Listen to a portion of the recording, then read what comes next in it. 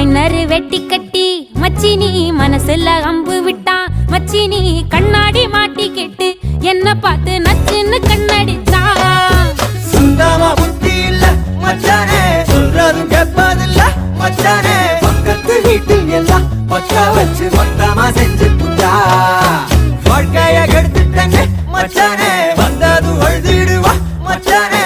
ஏதாச்சும் பேச போனா உன் தங்கச்சி எட்டித்த ஓடி போவா.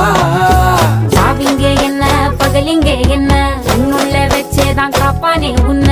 இந்த சோகம் உன் பக்கம் வந்தா எதிரே நின்னு மோதி வெற்றி கொள்வானே.